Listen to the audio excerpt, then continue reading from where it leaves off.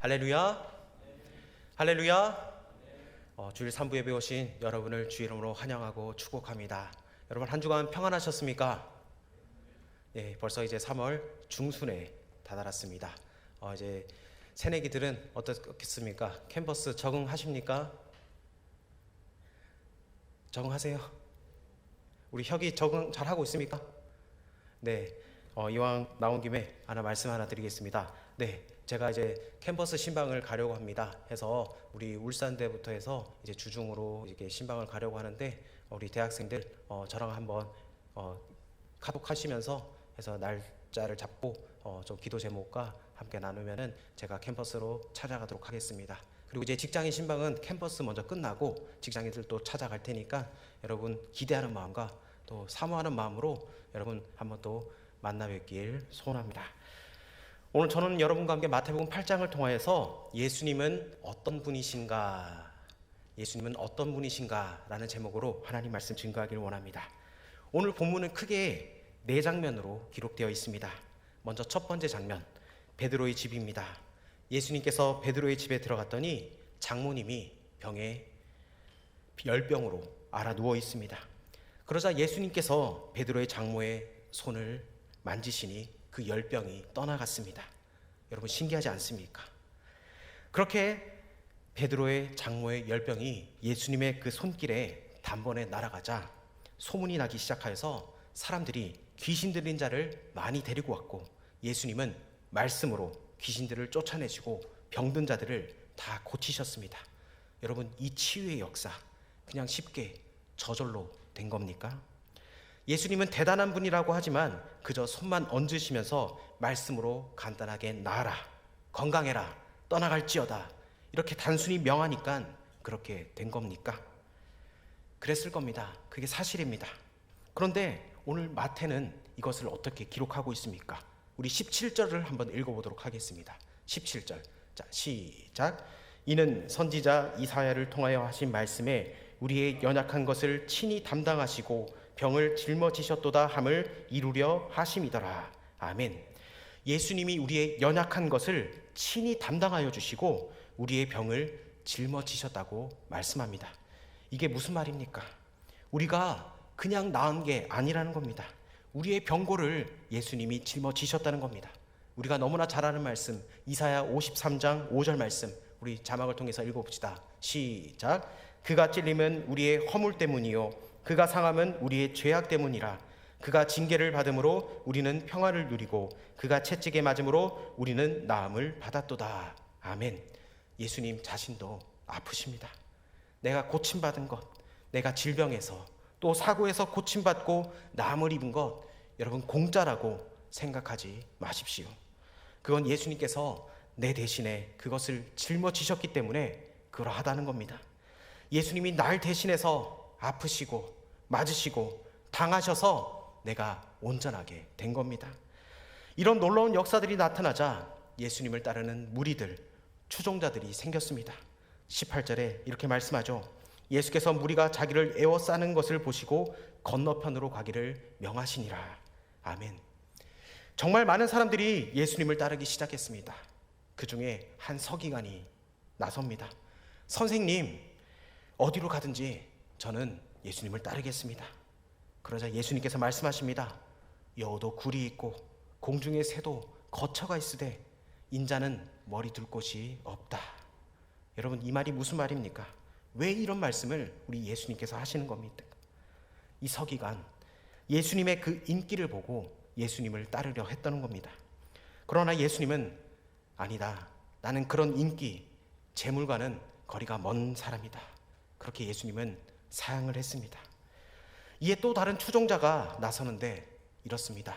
우리 21절과 22절을 한번 읽어보도록 하겠습니다. 시작.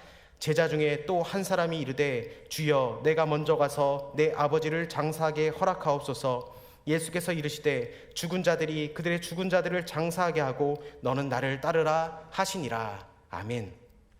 여러분 어찌 보면 이 말이 되게 냉정하게 들리지 않습니까? 그런데 이 말이 무슨 말입니까? 이 사람이 내 아버지를 장사하게 허락하시옵소서. 이 말은 지금 당장 장래가 났다는 것이 아닙니다. 지금 그의 아버지가 돌아가셨다는 게 아닙니다. 예수님을 따르는데 예수님의 제자가 되겠다고 하면서 언제 돌아가실지 모르는 그 아버지가 돌아가신 뒤에야 예수님을 따르겠다, 그 말입니다. 그러니까 이 사람이 지금 충성을 맹세하는 것이 바로 아버지가 돌아가신 후에 하겠다, 이 말입니다. 여러분, 우리의 삶에도 적용해 봅시다. 하나님, 이번만 해결해 주시면, 도와주시면 제가 하나님께 더 충성할게요. 더 하나님께 더 드리겠습니다. 더 봉사할게요. 이런 조건이 붙은 그 헌신, 충성, 의미가 없는 겁니다. 여러분, 하나님이 말씀하시면 언제든지 바로 결단할 수 있는 저와 여러분 되길 주의 이름으로 축복합니다. 이제 다시 장면이 바뀌죠. 사람들이 너무 많이 몰려와서 그걸 피하려고 갈릴리 호수에 배를 띄웠는데 큰 놀이 일어났습니다. 여러분, 이 놀이라는 게 무서운 겁니다. 이 놀이란 뭐냐? 배가 깨지고 뒤집어지듯 그 파도가 불규칙적으로 움직이는 게 바로 놀이라는 겁니다. 한마디로 심각한 파도라는 겁니다. 어찌할 바를 모릅니다. 예수님의 제자들은 대부분의 어부이고 이 갈릴리 출신입니다. 그런데 이 갈릴리 호수를 그 누구보다 이 어부들이 잘 알지 않겠습니까? 자신의 홈그라운드입니다. 어찌 보면 자신의 나와바리일 겁니다. 거기에 잔뼈가 굵은 자들입니다. 그러니 파도가 치기 시작할 때 그들은 자신만만했을 겁니다. 아, 이 정도쯤이야, 뭐 파도 좀 치다가 지나가겠지. 그런데 시간이 가면 갈수록 이 파도는 예사로운 파도가 아니었습니다. 자신들이 감당할 수 있는 파도가 아니었습니다. 그러자 그때 생각나는 사람이 있었습니다. 누구였습니까? 바로 예수님. 자기들과 함께 하시는 예수님, 저기서 주무시고 계시는 예수님. 그래서 이들은 예수님을 깨웁니다. 그 제자들이 나와 깨우며 이르되 주여 구원하소서, 우리가 죽겠나이다. 여러분, 여기서 우리의 모습을 볼 수가 있습니다. 여러분, 우리가 문제가 터졌을 때 여러분 어떻게 하십니까? 바로 즉각적으로 예수님 앞에 달려나오고 계십니까? 아니면 내 인간적인 생각으로 내가 할 수 있는 한 최선을 다하고 안 되면은 그때야 붙잡는 게 예수님이십니까? 여러분, 우리가 예수님을 말로만 고백하는 것이 아니라 정말 우리의 삶의 주관자로서 여러분 하나님을 영접하길 바랍니다. 그래서 무슨 일이 닥치면은 예수님이 가장 먼저 생각나길 바랍니다. 여러분, 우리의 삶의 모든 짐을 지고 계신 분 바로 우리 예수님입니다. 예수님을 인격적으로 주님을 만나기를 원합니다. 그러자 예수님께서 그 제자들이 나와 깨우며 이르시되 주여 구원하소서, 우리가 죽겠나이다. 이에 예수님께서는 어떻게 말씀하십니까? 어찌하여 무서워하느냐, 믿음이 작은 자들아. 여러분, 어찌 보면 너무나 무서운 상황입니다. 죽을 것 같습니다. 이 놀로 인해서 이 미친 파도 때문에 배가 깨질 것 같고 부서질 것 같습니다. 놀이 전혀 잡히지 않는데 여러분, 어찌 안 무섭겠습니까? 여러분, 우리의 현실도 어찌 보면 너무나 무서운 현실을 살아가고 있습니다. 여러분, 한치 앞을 알 수 없는 세상을 우리는 살아가고 있습니다. 어찌 보면 우리의 인생의 큰 파도, 큰 놀이 지금 여러분 가운데 일어날 수도 있습니다. 꼭 가라앉을 것만 같고 정말이지 무섭습니다. 그런데 예수님께서 하시는 말씀이 무엇입니까? 너희는 어찌하여 무서워하느냐, 믿음이 작은 자들아. 우리 주님께서 말씀하십니다. 여러분, 그러면 어떻게 해야 이 믿음이 작은 자란 책망을 안 받을 수가 있습니까? 이와 비슷한 상황에 대한 말씀이 이사야서에 기록되어 있습니다. 이사야 43장 1절부터 3절까지를 우리 자막을 통해서 읽어보도록 하겠습니다. 우리 큰 소리로 합독하겠습니다. 시작. 야곱아, 너를 창조하신 여호와께서 지금 말씀하시느니라. 이스라엘아, 너를 지으신 이가 말씀하시느니라. 너는 두려워하지 말라. 내가 너를 구속하였고 내가 너를 지명하여 불렀나니 너는 내 것이라. 내가 물 가운데로 지날 때에 내가 너와 함께 할 것이라. 강을 건널 때에 물이 너를 침몰하지 못할 것이며 내가 불 가운데로 지날 때에 타지도 아니할 것이요 불꽃이 너를 사르지도 못하리니 대저 나는 여호와 내 하나님이요 이스라엘의 거룩한 이요 내 구원자임이라. 내가 애굽을 너의 속량물로 구스와 스바를 너를 대신하여 주었노라. 아멘. 여러분, 너는 두려워하지 말라. 내가 너를 구속하였고 내가 너를 지명하여 불렀나니 너는 내 것이다. 그래서 어떻게 하지 않는 겁니까? 내가 물 가운데로 지날 때에도 내가 어떻게 하겠다고요? 너와 함께 할 것이다. 강을 건널 때에도 물이 너를 침몰하지 못할 것이며 네가 불 가운데로 들어갈지라도 타지 아니할 것이요 불꽃이 너를 사르지 못할 것이다. 왜요? 내가 너와 함께하고 있고 내가 바로 네 구원자이다. 그러니 너는 두려워하지 말라. 이것이 바로 우리 하나님께서 저와 여러분에게 주시는 말씀인 줄 믿습니다. 여러분, 이사야 41장 10절은 말씀하죠. 두려워 말라. 내가 너와 함께함이라. 놀라지 말라. 나는 내 하나님이 됨이라. 내가 너로 굳세게 하리라. 참으로 너를 도와주리라. 참으로 나의 의로운 손으로 너를 붙들리라. 아멘. 여러분, 우리 주님께서 말씀하십니다. 너 두려워하지 마라. 왜? 하나님이 너와 함께한다. 하나님이 여러분과 함께한다는 것. 여러분, 놀라지 말랍니다. 왜? 나는 내 하나님이다. 그러면서 그 하나님이 참으로 내가 너를 굳세게 하리라. 참으로 너를 도와주리라. 참으로 나의 의로운 오른손으로 너를 붙들리라. 여러분, 주님께서 우리에게 말씀하고 있습니다. 여러분, 인생의 놀이 그 상황 속에 계신 분들 계십니까? 여러분, 두려워하지 마십시오. 주님을 그 손을, 의로운 손을 붙들고 나아가십시오.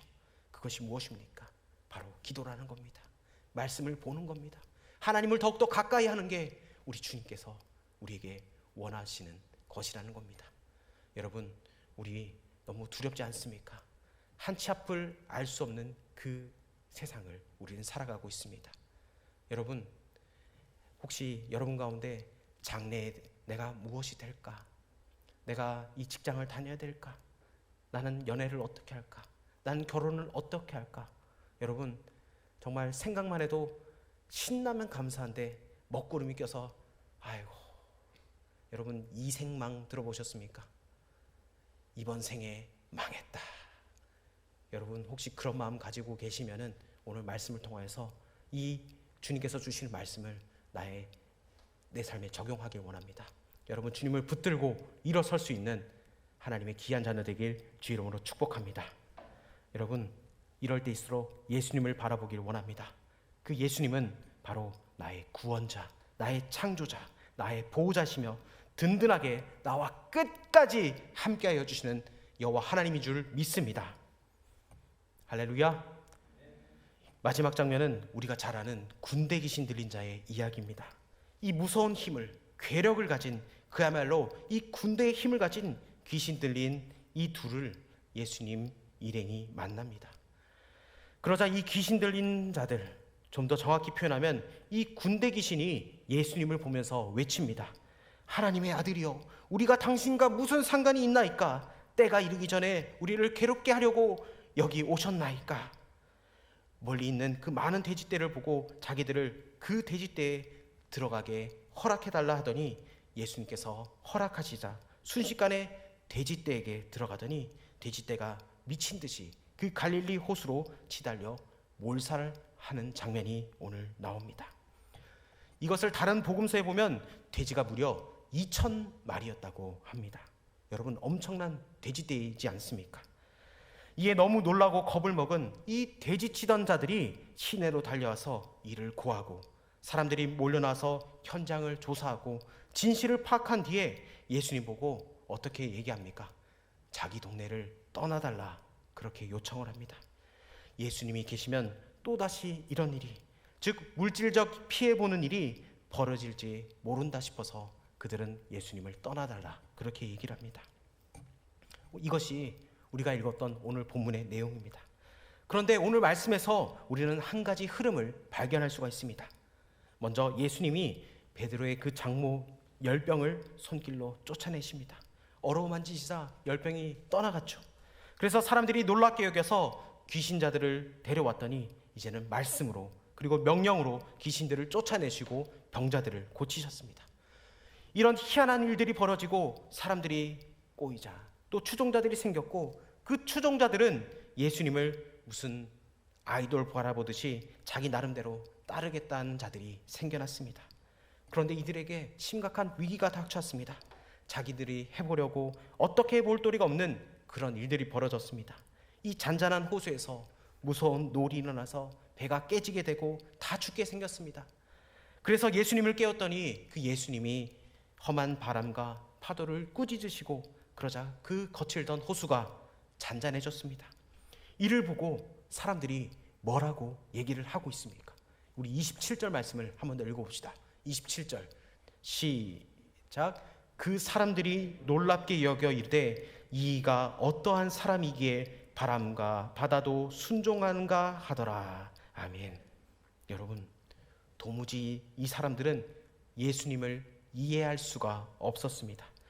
아니, 대단한 분 같기는 한데, 아니 그래도 그렇지 어떻게 이 자연이 이분에게 순종한단 말인가?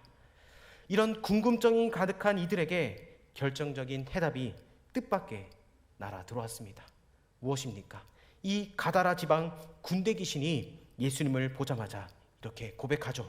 하나님의 아들이여, 우리가 당신과 무슨 상관이 있나이까? 여러분, 오늘 말씀에서 뭐라고 말씀하십니까?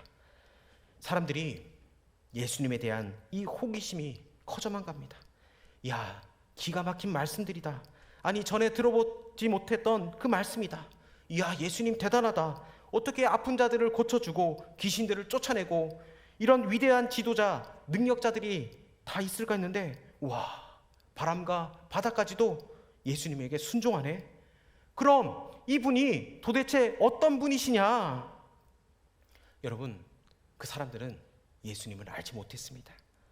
모두들 호기심만 커져가는 그때에 군대 귀신이 귀신같이 알려주고 있습니다.